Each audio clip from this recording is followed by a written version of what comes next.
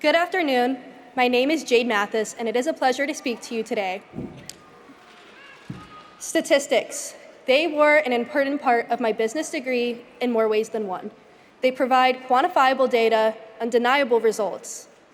But when you look at the statistics, for non-traditional students, those who got a late start due to unforeseen circumstances, those who worked full-time while earning their degree, single and working parents, first-generation students, the numbers can look bleak. And if we're speaking statistically, I wasn't supposed to be here today. Children of incarcerated fathers have only a 12% chance of earning a college degree. If their mother was incarcerated, that number drops to just 2%. I had both. Only 14%.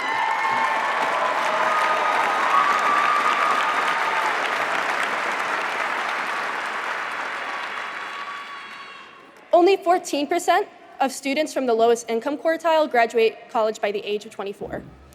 Given those numbers, the chances were stacked against me.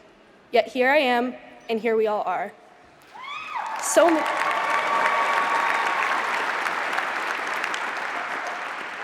many of us have beaten the odds to be here today.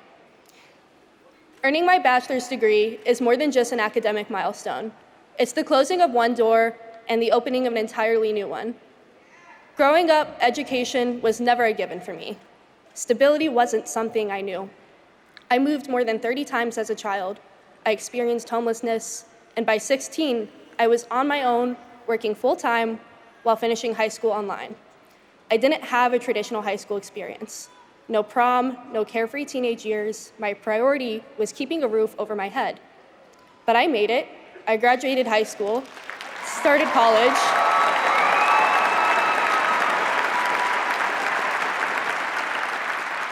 and despite all of the obstacles, personal struggles, financial hardship, and the world shutting down in the middle of my first year, I kept going. And today, I stand before you not just as a first-generation high school graduate, but as the first person in my entire family, both extended and immediate, to earn a bachelor's degree.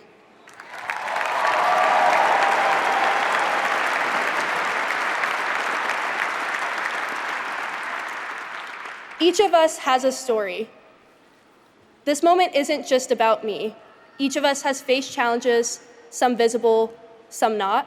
Maybe you worked full-time like I did. Maybe you raised a family while earning your degree. Maybe you were told at some point in your life that this wasn't possible for you. But here's the thing, we don't get to choose where we come from or the struggles we're born into, but we do get to choose where we go from here. And that is what today is all about. It is about choosing to keep going even when the path isn't easy. It's about proving to ourselves that we are capable of more than we ever imagined, that the ink on the stories written for us is not dry and we can always change it. For me, this is not the end, it's just the beginning. This fall, I will continue my education pursuing an MBA in finance, something I would have never dreamed of when I started this journey.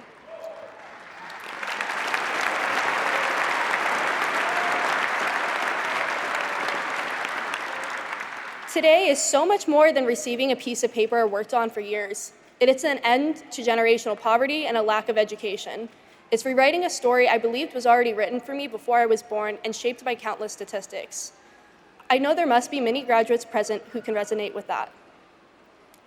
And to all of us, whether today marks the start of a new job, a new degree, or a completely new direction, I hope we can all remember that success isn't just about where we end up. It's about how many times we choose to stand back up and keep going. So today, let's celebrate the challenges we've overcome. Let's celebrate the doors that are now open to us. And most importantly, let's celebrate the limitless possibilities ahead.